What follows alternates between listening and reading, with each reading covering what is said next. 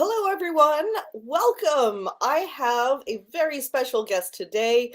Janine Bolon is here, and she is usually booked solid. So, very, very lucky to get her. And she is an expert in a lot of the things that we absolutely love here because it's not just marketing, it's not just online marketing, but it's also books and publishing and all of that. So, why don't you introduce yourself?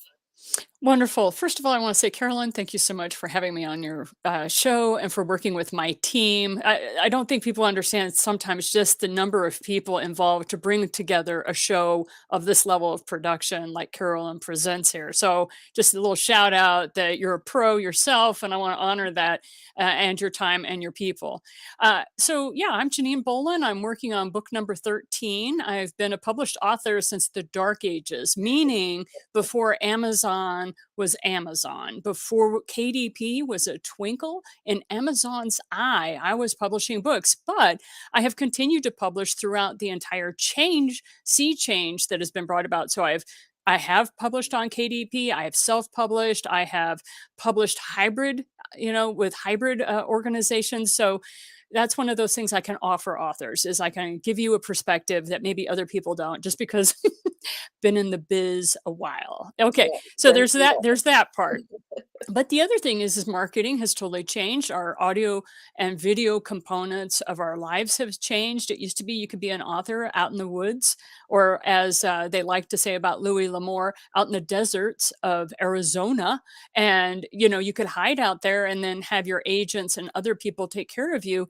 And that's not the case anymore. That's not the way book marketing works. And so today, Carolyn and I are going to give you some best tips on how to market your book. Can't be a recluse anymore, sorry. Mhm. But it's good because you get to connect with those people that you are sharing this message for. Mhm. You're publishing a book to connect, then you get to actually really interact with those people, and it's pretty magical. I was also in publishing before before Amazon. I remember when Amazon first started having ads on the radio, like, "We're so big, we're gonna be bigger than the Amazon forest," and "We'll have to store our books on Mars," I think was one of them. And when KDP first came around and my friends were like, "You should publish an ebook," and I'm like, "Yeah, yeah, yeah, whatever."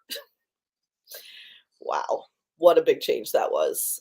It's a huge sea change, and it happened from the years 1999 through 2002. There was a huge sea change, and it didn't catch up to the consumer side until 2007 through 2009. And so it's understandable why people feel like it's all of a sudden happened, and they feel like in a blink of an eye, because yeah, Mhm. there was so much foundation that was being laid. And unless you were an internet guru like yourself, or you were already in the publishing industry, you weren't seeing the change until it manifested as a sales page, Yeah, definitely. right? So cool. So of all these different styles of publishing books, which one's your favorite? Personally, self publishing. I like all the control. You were talking about KDP and ebooks, and I don't know if people realize this or not, but I buy ISBN numbers in blocks of 10.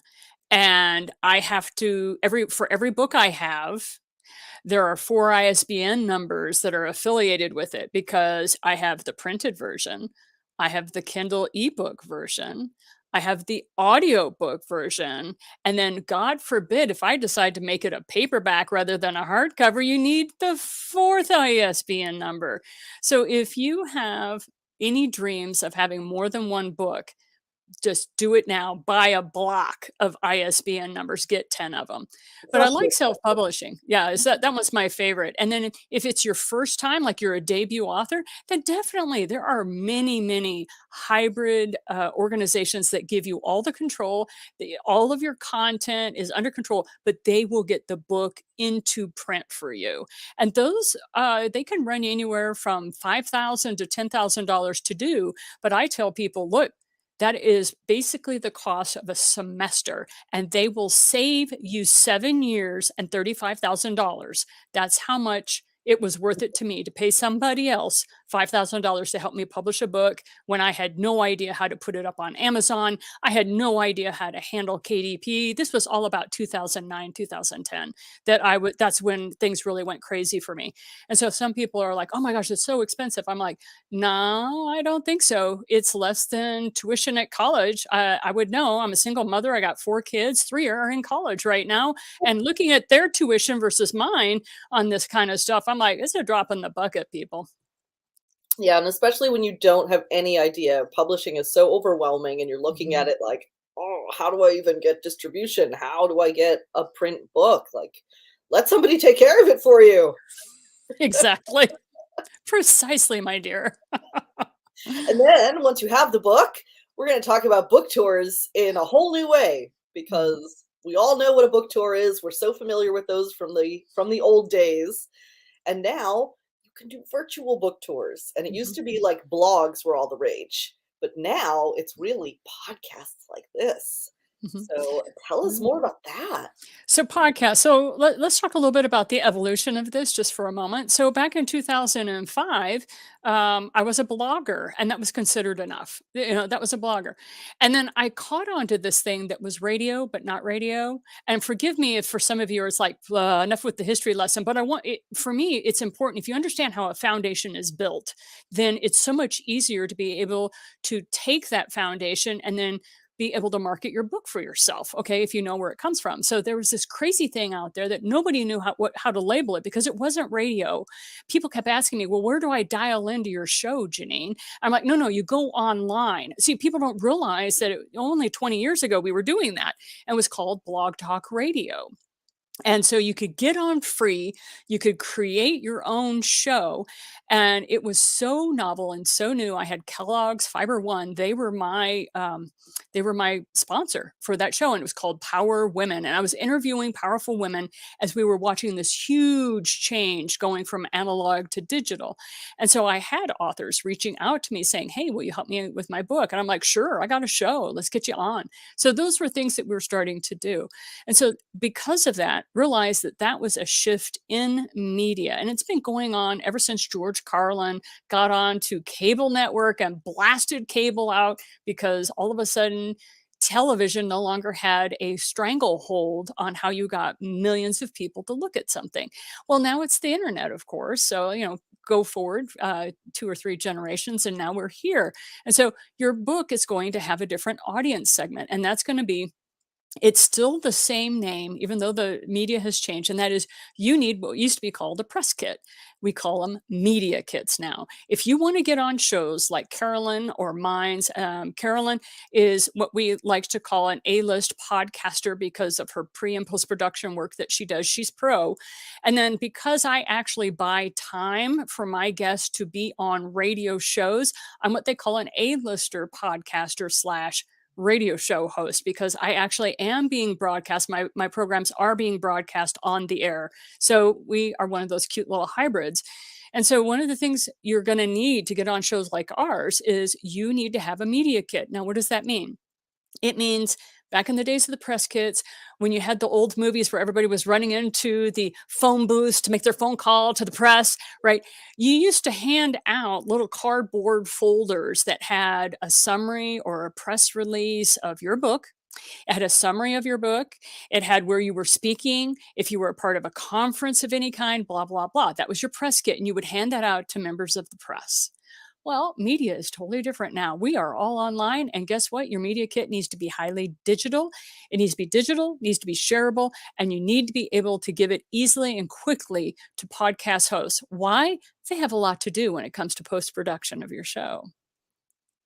Indeed. Bump, bump. Yeah. Back to you, Carolyn. Where do you want to go from here? Uh, the amount of access that we all have now is so beautiful.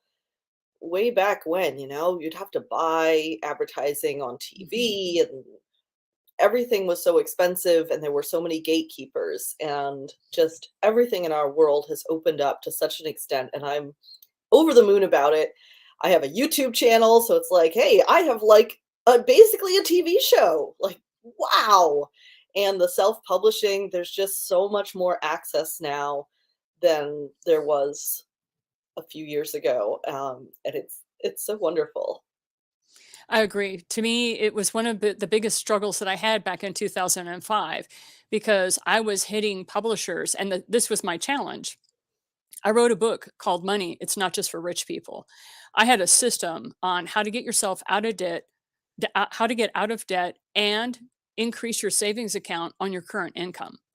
And I had a way of doing that. Now, was my stuff brand spanking new? Absolutely not. These fundamental principles have been around forever. But my college students were like, Mrs. Bolon, you have got to get this in print. You've got to do a course on this. You've got to, anyway. So, the college, I was a professor and I was teaching mathematics and physics. I was the science mom for a lot of these non majors. And so, what was fascinating to me was that they were just like, you've got to get this out there. And they would call their parents when I was lecturing and they would have them guest into the thing. And so pretty soon I was being invited around and it kind of grew on its own. Well, the problem was I had no social proof as far as a publisher was concerned. I didn't have an email list. Well, who, as a college professor back in 2005, I'm not worried about an email list, right? I have students in my face and the college is paying me to educate these wonderful souls that are in front of me. So I didn't have any standing. I didn't have any training. I was an analytical biochemist. What am I doing talking about money? Guess what? It's all math. However, I didn't have the cachet. I wasn't a financial planner. I didn't have a turn. There was just nothing. And so, after 28 rejection letters, I went, screw this. I'm done. And so I went. I had a friend who was a software geek, and he was helping a little known company called Lulu.com. Lulu.com.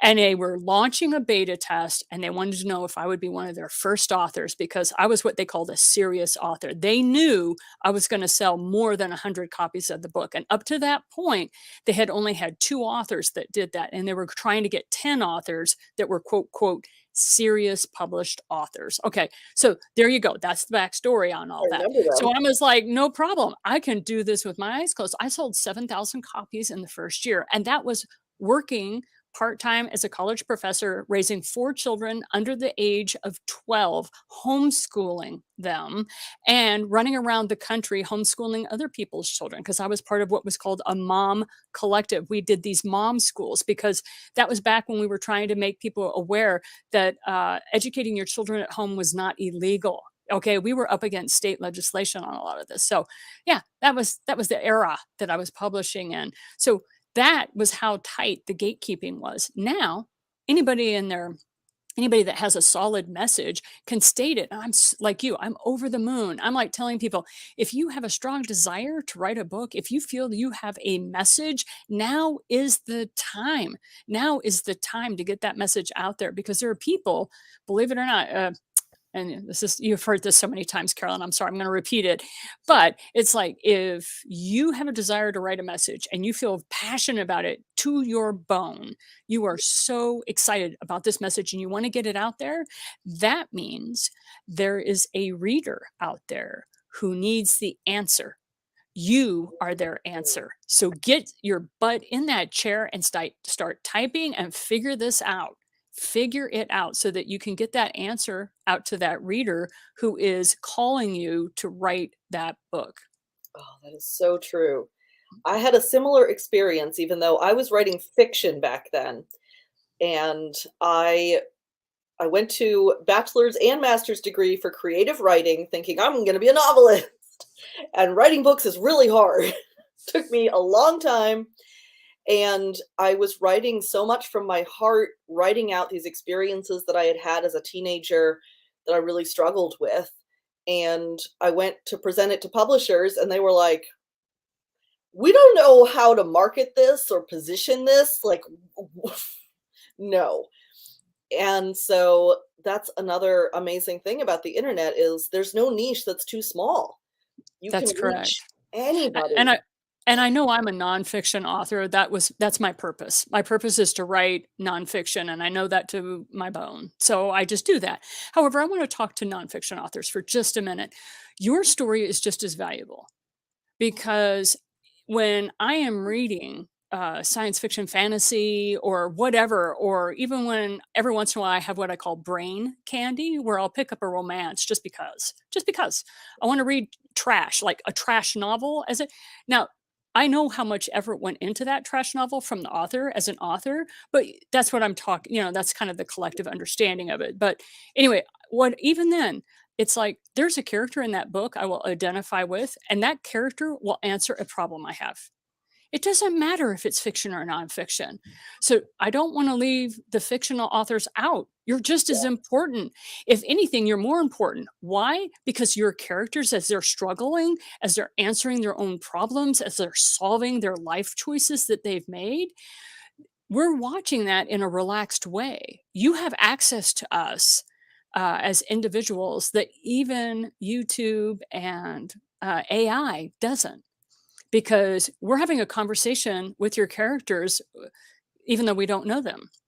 And so when you have a character that you are struggling to figure out how are they going to get out of this nightmare mess that they have created for themselves, believe it or not, there's somebody reading that can't wait to turn the page because they have a life situation that is incredibly similar, and you're educating them. So thank you for Yes, your and I time. would piggyback off that because that's exactly what happened with my novel. When I self-published it in 2009, it found its audience because there were other people who were struggling with those same things that I had been struggling with. And even though it was fiction and nothing that happened in the book had happened in real life, all of the emotion was real.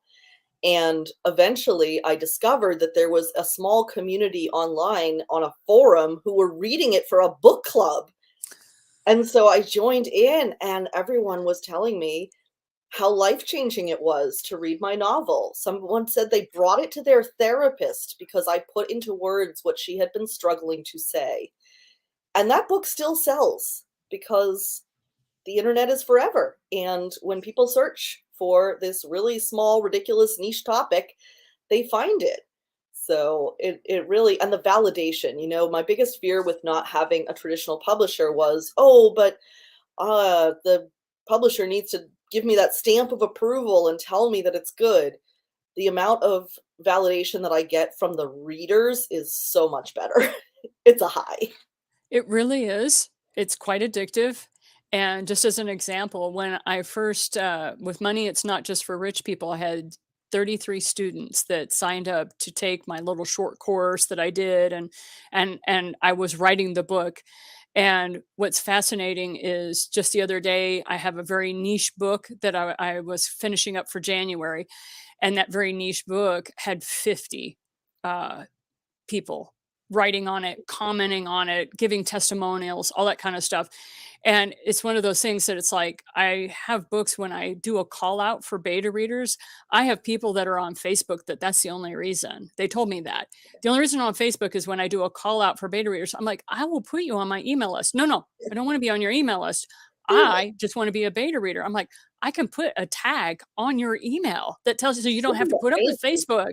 And they're like, and then they start telling you, well, it's okay, blah blah blah. But it's like, I can solve this problem very easily with automation for you. But it was so cute to hear them talk like that when we had the blog and I was getting all these comments back. But anyhow, so yes, you get a following that you're not even aware of as an author. And so just because you're hearing nothing, don't worry about that. So back to 1987. So that's going to be quite a trip for some of you. But back in 1987, I was on radio and I was on at 11:30 at night. So I had the night shift. So I'd take over at 9 and I'd take us through till 4 in the morning. And while I was doing that at the station, there were times where I thought, I may be calling this stuff out at the top of the hour and reading the latest API and all this stuff. But, really, there are times that you have to do things to keep yourself awake. I'm like, hi, this is Janine Bolon from KDFN, KOEFN, serving the current River Valley with information, entertainment. Is there anybody awake out there, or am I alone in this booth? And my telephone would light up. We had 10 lines, and it would light up with all the night watchmen, security guards, water treatment plant, sewage development, all these 24/7 jobs that I didn't even know existed as this 19 something that thought she knew what the world was like. Anyway, I had to share that with you because I thought it was funny. So as an author, just because you hear crickets doesn't mean people aren't reading. Yes, keep doing what you're doing, keep moving forward. And that makes me think also of another question about the virtual book tour. Mm. So when you are kind of setting that up and pitching different shows, do you have a recommended time frame? Like, should it be within like launch week, try to pack as many shows as possible into a 1 week period? Or is it more spread out? What do you think about that? So this is going to depend on what you want. If you have paid somebody $2,000 to $6,000 to make you an Amazon bestseller, now for some authors, having that title is very important to them. I'm going to let you know, after 12 books, I have never hired anyone ever to make me an Amazon bestseller. I see where people will drive themselves nuts with it. However, if you are a business owner, and everybody who has a book is a business owner, you're an authorpreneur. It's a thing, people. It was coined in 2009. Okay. Authorpreneur. It means you are in business, but you write books. Okay. So if you have a business that you're like a coach or you're a mentor or it's a service-based industry, then I understand having that Amazon bestseller status or a New York Times bestseller status. It costs thousands of dollars, but you can hire these coaches that will get you on those lists. And yes, people, you can even get on the cover of Entrepreneur Magazine for only $15,000 to $20,000, depending upon what you want to do. And if you really want to be on Kiplinger, that's only 100,000, and I can get you on that as well. So just saying, when you see these covers of the magazines, that money, that advertising, that's been paid for by the People don't person realize that you pay whose for your thing. picture you're seeing. And a lot of people don't realize it, like you said, Carolyn. So just realize, is that necessary for you? In my case, the answer is not only no, but Hades no. I don't need to pay that kind of money to be an Amazon bestseller. Why? Because in my own demographic, I am a bestseller. People seek me out. So I don't have to worry about that, even as a debut author back in 2005 in the dark ages. Okay. So that's my strategy. Just wanted to let you know my strategy. The strategy you'll use to be an Amazon bestseller is totally different than what I'm going to share with you right now. Okay, because there are better coaches who are not me. So talk to Carolyn. She knows those people who can get you on an Amazon bestseller list, or call me later, whatever, but we're not your people on that guard. Now, the strategy I'm about ready to give you is plan on being on a podcast once or twice a week starting next week. And don't ever stop. That is your marketing strategy. Your goal is to be on 50 podcasts Yep, a you're year. You're allowed a 2-week break. Okay. And that's your marketing strategy. And in my book, Author Podcasting: How to Be a Standout Guest and Take Your Book on a Virtual Tour, I give you a spreadsheet template. You're welcome to copy it, ooh, and you can plan it out. And it's what I give my team. Yes, I have 9 people who help me. It's what I give my team. And we have a whole list of all the shows I'm getting ready to give where I have guests coming on, as well as you are a guest. And then with 2020, a nightmare happened because we had to change a lot of stuff, because now Janine had to know when to put on makeup and when not to put on makeup. When did I need to dress in something other than my sweatshirts versus I needed to look like the business owner that I am? See, that was my problem, is I was like used to being on radio, and I run a production company, but I could wear whatever I wanted. But yet, when executives are meeting with me, they do like to see the blazer. It's a difference for some reason. It does make a difference. And some people will tell me, but that's not the way it is anymore. And look at Jeff Bezos, or look at Elon Musk, and blah, blah, blah. And I'm like, I'm not at the $1 billion level yet. I'm sorry, I'm not there. Nor are they wearing fuzzy bunny slippers. I mean, they're they're not still of wearing standards. they're not wearing their favorite college's sweatshirt with yeah, so that was one of the funny things about 2020, is now we had to put a special column in there. Is it video or is it audio? Because Janine needed to be cued on when she needed to put some makeup on. That's smart. Yep. I love spreadsheets, so that sounds Yeah. awesome. We Yep. will It's a have to template for look free. that. Mhm. Oh, very So does that help answer your question on how you take it Yeah, on a I love video that tour? idea to Okay, just keep going, keep doing just keep it, going. get in front And of this is, people. forgive me, I didn't mean to interrupt you, but this is true for people who haven't published yet as well. Mm. Even if you don't have your book published yet and you're just now cranking out on chapter 3 or 4, nothing nothing keeps you feet to the fire and keeps you writing than being on podcast talking about how your book will be done June of 2023. Let me tell you, you've got a timer in your head going click, click, click because you need you need to make sure you honor that commitment that you're stating. And so often when I had a new book, I would do that. I would start the podcast and I would start talking about the book that hadn't been published yet. Yeah, I don't have to do that anymore. I've got it down to a system. But before I had the systems down, it was very therapeutic for me to do that. Yeah. You also have a lot of different books to promote. How do you choose which one you're going to be talking about? Well, I have 4 different demographics. You were talking about there is no niche too small, and I will second that. Listen to Carolyn. She actually is quite educated, very thorough background, knows what she's saying. So I highly recommend that you listen to the advice she gives. She gives good advice. But she's right. I have 4 different demographics. And so when you get my media kit, which you're welcome to download off any one of my websites, which by the way, back in the day, I've got 15 different websites. Why? Because you were supposed to have a website for every book you wrote. That is bogus information now, but that just shows what happens the longer you're into the industry, how things change over time. So it's much simpler to be an author now, especially a multi-book author. But I have 4 different demographics. How do I know which one to talk about? Because the podcast host is given my media kit. Remember, we talked about that media kit, and on it, I have talk topics, and I only have 4 because I've broken my demographics down to 4. So even though I have the 12 books, I have the They all 4 fit in those talk categories. subjects. And so I say that for people because there are authors out there who write fiction, nonfiction. They are multi genre as well as multi book authors, multiple series going at once. Yeah, I understand that problem. And your media sheet is lovely. It was a pleasure to scroll through it like, "Ooh, I'm shopping. I can pick my topic." Yes, all the podcasters and radio show hosts and a couple of the TV hosts, they all loved it. The TV hosts were a little disappointed. They're like, "We didn't really want your sizzle reel to stop. We were enjoying watching it." I'm like, "Oh my god, do you realize how much it costs to produce a sizzle reel?" So I'm like, "Sorry that I wasn't long enough, but that was all I could afford at the time." Fun Oh, times, fun times. amazing. So, for people who want to learn more about virtual book tours and marketing their books from you, what's the next step they should take? It depends on how you want to do it. If you're one of those people who are like, I want to read the book and then talk to me, that's fine. So you can go and get a free copy of the book on authorpodcasting.com.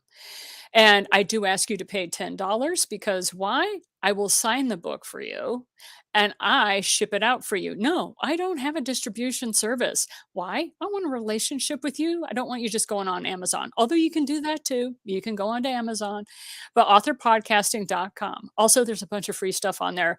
You have free access to get my media kit course and all that kind of stuff. Just go on there. Don't worry, you don't go into a funnel. Well, I will be hammering you with emails every day for the next 50 years of your life. I'm not that way. The other way is maybe you want to get to know me a little bit better before you invest in a dollar one in me, and that's totally fine. Then I encourage you to go to Author Podcasting and then you go to connect and you will be on Open Friday Coffee. And so what it is I run 91 online courses and I have over 800 students. And so I have an open Friday coffee that people sign up for. And it was my students' office hours. I'm an old college professor. I couldn't stop the habit. Okay. But what's funny is none of my students would show up, but people who wanted to connect with me do. And I'm like, That cool, makes I'm it good fun. with that. Yeah. I'm going to be here anyway. Right. So if you want to come chat with me for an hour in a group setting, you're welcome to join me for Open Friday Coffee. Very, very nice. What parting thoughts do you have? Any advice that is just burning on your brain to share? It is never too late to do anything. I have people all the time tell me, "Oh, yeah, well, my book's already out. It's too late. It's too late to do this. It's too late to do that." The only time it's too late is when you're dead. Okay? So get on it and stop making excuses. And what I like to say is, I'm so tired of hearing somebody say, "Yeah, that's really great advice, Janine, but," and I'm like, "No, I'm kicking your butt to the curb because we're done with that." So that's my parting thought is I am that person that I know my personality only works with certain people, but if you really want to get off the excuse train and you want somebody to kick your butt to the curb, I'll be glad to show you how you do that. How you get over that little issue that you might have. That's a self limiting belief. I think that's the latest term for that sort of thing.